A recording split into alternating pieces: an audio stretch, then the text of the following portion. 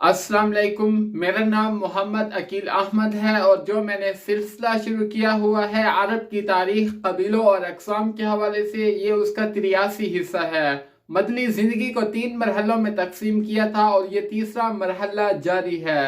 سلسلے کو آگے بڑھاتے ہوئے نبی کریم صلی اللہ علیہ وسلم کی حیات مبارکہ کا یہ آخری دن تھا، پیر کا دن تھا۔ نبی کریم صلی اللہ علیہ وسلم فرما رہے تھے الصلاۃ الصلاۃ وما ملکت ایمانکم۔ نبی کریم صلی اللہ علیہ وسلم حضرت عائشہ صدیقہ رضی اللہ تعالی عنہا کے گھر موجود تھے۔ حضرت عائشہ فرماتی ہے کہ اللہ تعالیٰ کی نعمتوں میں سے ایک نعمت یہ تھی کہ میری باری کے دن میرے گھر پہ نبی کریم صلی اللہ علیہ وسلم میرے ساتھ ٹیک لگائے ہوئے تھے، اور نبی کریم صلی اللہ علیہ وسلم کی وفات سے پہلے میرے لعاب نبی کریم صلی اللہ علیہ وسلم کے لعاب سے ملا دیے اللہ تعالیٰ نے۔ ہوا کچھ یوں کہ عبد الرحمن بن ابی بکر وہاں پہ آئے ہوئے تھے اور ان کے ہاتھ میں مسواک تھی، اور نبی کریم صلی اللہ علیہ وسلم میرے ساتھ ٹیک لگائے ہوئے تھے اور غور سے مسواک کی جانب دیکھ رہے تھے، تو میں سمجھ گئی۔ تو میں نے آپ سے دریافت کیا کہ آپ کے لیے لے لوں، تو آپ نے سر مبارک سے اشارہ کیا کہ ہاں لے لو۔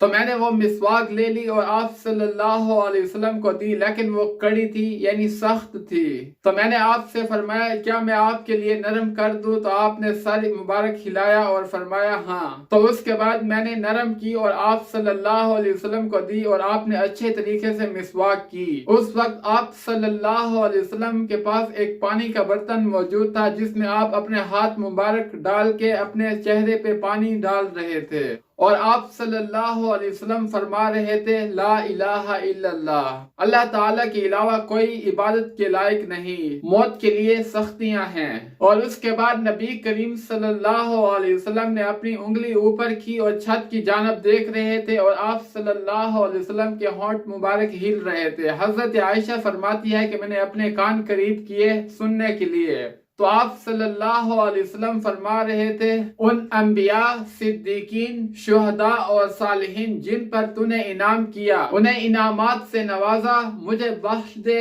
مجھ پر رحم فرما، اور مجھے رفیق اعلیٰ سے ملا۔ اے اللہ رفیق اعلیٰ۔ آخری جو جملہ تھا نبی کریم صلی اللہ علیہ وسلم نے 3 مرتبہ دہرایا، اور اسی وقت نبی کریم صلی اللہ علیہ وسلم کے ہاتھ مبارک جھک گئے اور آپ رفیق اعلیٰ سے لاحق ہوئے۔ انا للہ و انا الیہ راجعون۔ نبی کریم صلی اللہ علیہ وسلم کی جب وفات ہوئی تو ربیع الاول کا مہینہ تھا، 12 تاریخ تھی اور سن 11 ہجری تھی، پیر کا دن تھا اور چاشت کا وقت جس میں بہت شدت تھی۔ اس وقت آپ صلی اللہ علیہ وسلم کی وفات ہوئی، اور اس وقت نبی کریم صلی اللہ علیہ وسلم کی عمر مبارک 63 سال اور 4 دن ہو چکی تھی۔ اور اس کے بعد نبی کریم صلی اللہ علیہ وسلم کی وفات کی خبر مدینہ میں جب لوگوں کو معلوم ہوئی تو ان پر یہ خبر پہاڑ بن کر ٹوٹی، لوگ بہت زیادہ غمزدہ تھے۔ حضرت انس رضی اللہ تعالی عنہ فرماتے ہیں کہ میری زندگی کا سب سے بہترین دن وہ تھا جب آپ صلی اللہ علیہ وسلم ہمارے پاس تشریف لے آئے،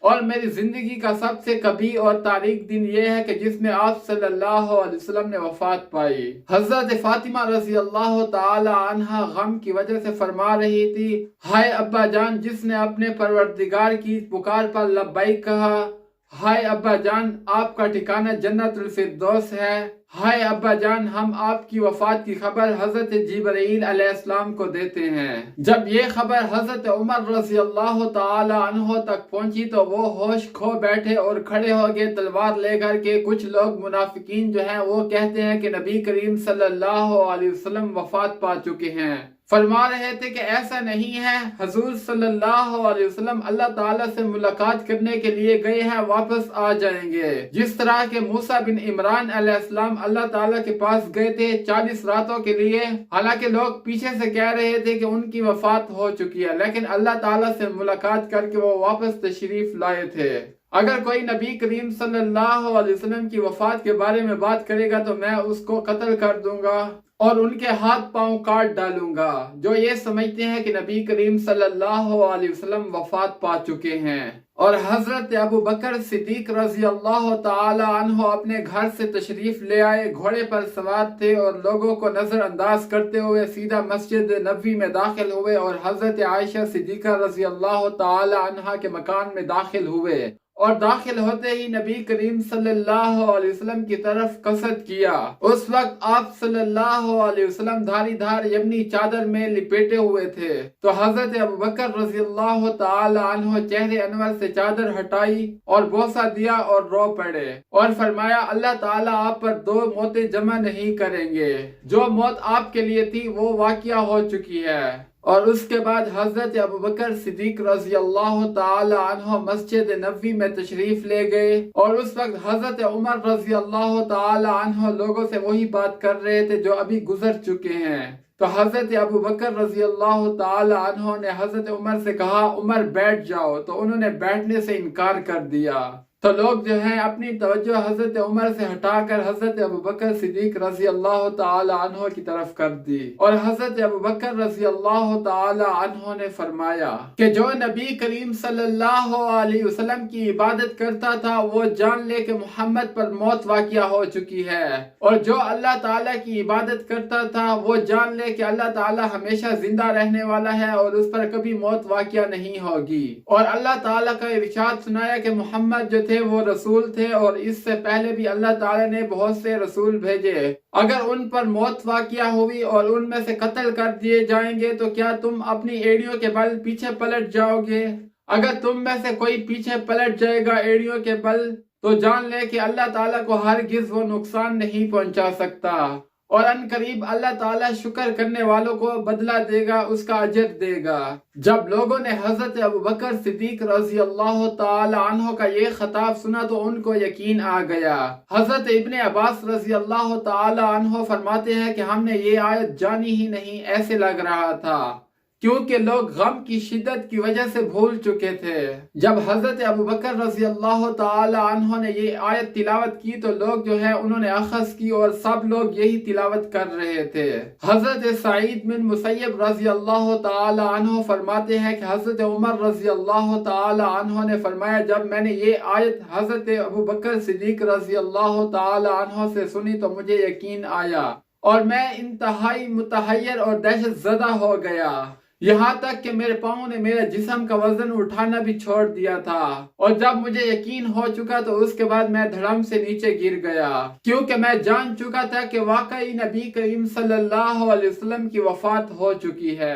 نبی کریم صلی اللہ علیہ وسلم کی تجہیز اور تکفین سے پہلے ہی صحابہ کرام میں اختلاف ہو گیا کہ آپ صلی اللہ علیہ وسلم کا جانشین کون بنے گا۔ مہاجرین اور انصار کے درمیان اختلاف ہوا،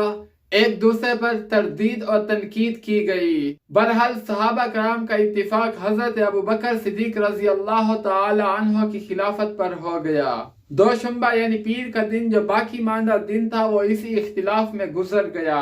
منگل کے دن صبح کو نبی کریم صلی اللہ علیہ وسلم کے کپڑے اتارے بغیر غسل دیا گیا۔ نبی کریم صلی اللہ علیہ وسلم کو غسل دینے والے جو حضرات تھے، حضرت عباس، حضرت علی، حضرت فضل، حضرت قسم، آپ صلی اللہ علیہ وسلم کا آزاد کردہ غلام شکران، اور حضرت اسامہ بن زید اور اوس بن خولی رضی اللہ تعالی عنہم۔ ان میں جو کروٹ تبدیل کرنے والے تھے وہ حضرت عباس اور حضرت عباس کے دو صاحبزادے فضل اور قسم رضی اللہ تعالی عنہم تھے۔ ان کی ذمہ داری یہ تھی، یہ آپ صلی اللہ علیہ وسلم کی کروٹیں بدل رہے تھے، اور آزاد کردہ غلام شکران اور حضرت اسامہ بن زید رضی اللہ تعالی عنہما یہ پانی انڈھیل رہے تھے۔ حضرت اوس بن خولی یہ نبی کریم صلی اللہ علیہ وسلم کے جسم مبارک کو ٹیک لگائے ہوئے تھے، اور حضرت علی رضی اللہ تعالی عنہ نبی کریم صلی اللہ علیہ وسلم کو غسل دے رہے تھے۔ غسل دینے کے بعد نبی کریم صلی اللہ علیہ وسلم کو 3 یمنی چادروں میں کفنایا گیا جو کہ سفید رنگ کی تھی، اور ان کپڑوں میں دستار اور کرتا نہیں تھا۔ اور اب جب دفن کرنے کی باری آئی تو صحابہ کرام میں اختلاف ہوا کہ نبی کریم صلی اللہ علیہ وسلم کو کہاں پر دفن کیا جائے۔ تو حضرت ابو بکر صدیق رضی اللہ تعالی عنہ نے فرمایا کہ میں نے نبی کریم صلی اللہ علیہ وسلم سے سنا کہ انبیاء کی جہاں پر وفات ہوتی ہے ان کے لیے وہی قبر کی جگہ ہوتی ہے، اور حضرت ابو طلحہ رضی اللہ تعالی عنہ نے نبی کریم صلی اللہ علیہ وسلم کا بستر اٹھایا اور اسی جگہ کو کھودا گیا اور لاحت والی قبر کھودی گئی، اور اس کے بعد باری باری جنازہ پڑھنے کے لیے صحابہ کرام تشریف لے آئے۔